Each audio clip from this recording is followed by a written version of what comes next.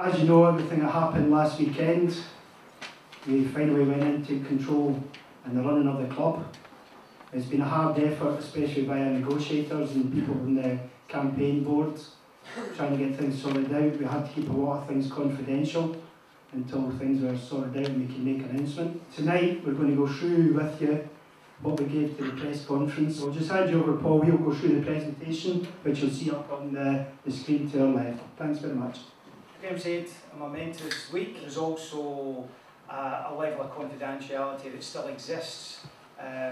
So there's some things that we just are not able to say because certain people have asked us not to say things, so you've got to respect that. Tonight, as well as at the press conference on Friday, it's about trying to engage with people and make them think differently. Our whole mantra is about Scottish football changing, Stirling Albion certainly changing, and how we all can have an impact in running a football club the way that we really want it, and that is a fantastic place to be. I think it's all tied in with what happens with council, which is an ongoing negotiation. No, we'd love to do it. It's something we'd love to do. So it's really up to us to try and negotiate that and see what we can do. But we're mindful that they own the building, they have the rights to the building, and it's a negotiation. If it's not on their radar and they don't want to do it, there's not a lot we can do about it, but we'll try. So we've undertaken to take on the council position, which is a movable number, but I think it's public knowledge that it was 97, but it's jumped up to about 105,000 because another quarter's rent was added to that. So we went into this, knowing that we were picking up the liability for that.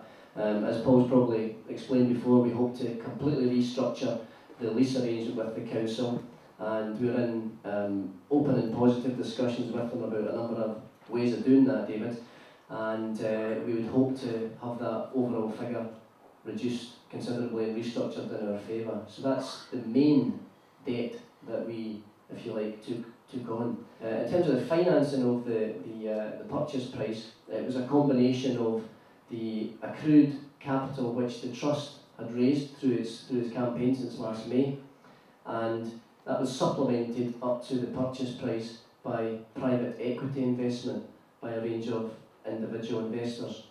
So it's a combination of private equity, trust capital, so you could view the loans, the interest-free loans, as a debt of the trust.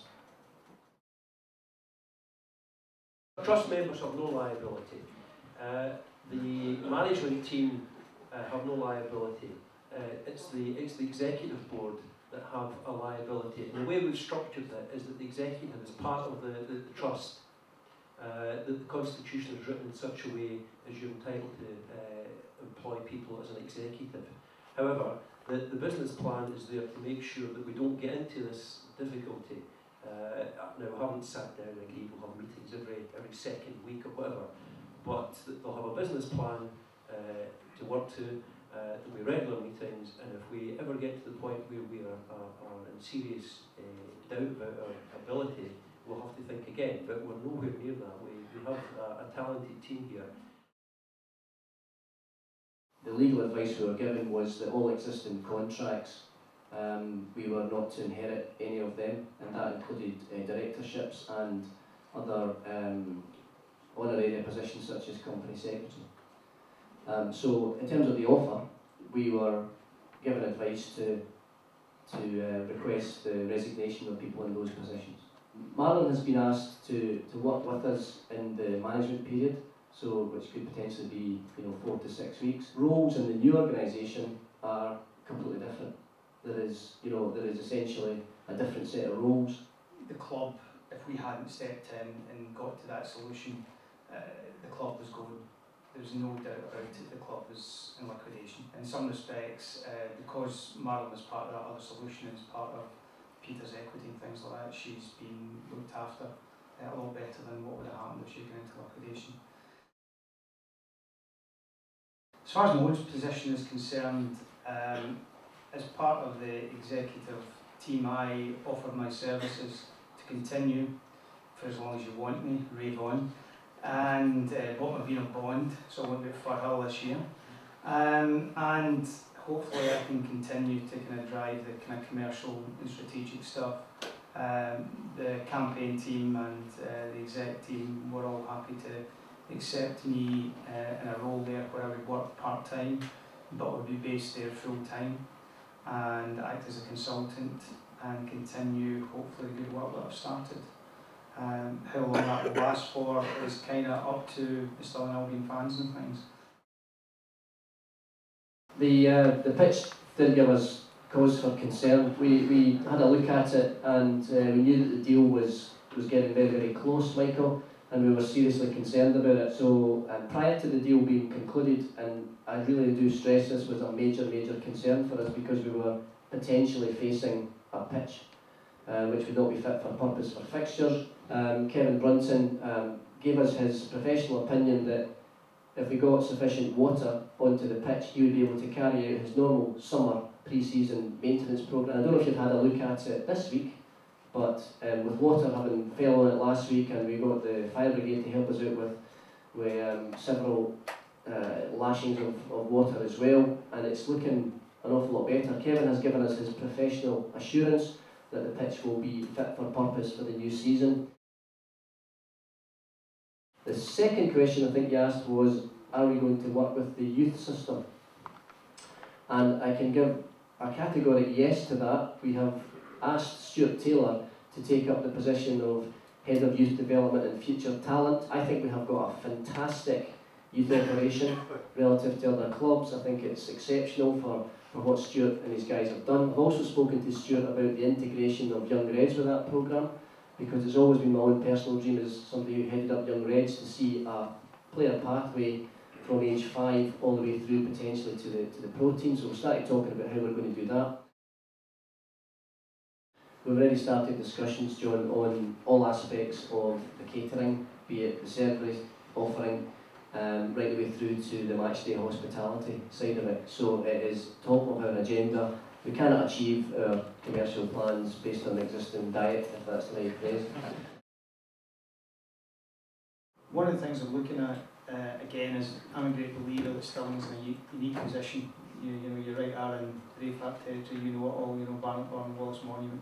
I believe all those places would sell Stirling Albion merchandise. But one of the things I want to develop is develop relationships with them and make them aware that there's opportunities there, because I think we could be selling thousands and thousands of pounds worth. Just the same as your experience says, the tourist market's huge. Yeah, we're still working on a number of initiatives. For example, the Prudential deal, we are very, very confident that Prudential are coming back on board as our shirt sponsors.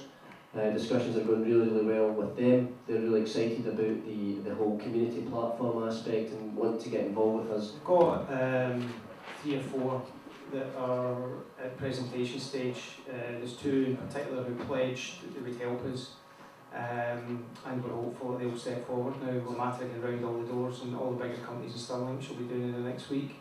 One of the great aspects of what we can deliver for any business in Stirling is there is no higher profile business in Stirling. We're guaranteed coverage in the paper every single week. We've created a huge Stirling Albion brand, which was never there before, and we want people to be involved. Yeah, the way the trust is set up, there's a constitution to say that we have a board of management. What we have is, I think it's 12 ordinary members, and I think there's 3 or 4 can be co-op. We can also co-opt somebody from Stirling Council if we choose. We can co-opt people from businesses if we feel they've got something to add. So by and large, the board of management are 12 trust members and perhaps 3 who might not be trust members but they've got skills that we can use. The executive will have to work to that business model. You'll be able to scrutinise that. The board of management will be on a weekly basis, monthly. That's a decision still to be had. And the executive will be held to account. If the board of management aren't happy, we can sack the executive. Come next May, you can sack the lot of us. And you're right, it's 1 member, 1 vote. Now, I'm absolutely confident we've got the right people, the right skills to do the job. The shop we had is under the auspices of the trust. They had someone interested in the shop for a 3-year lease, which effectively booted us out. We can hang on to that shop for a period.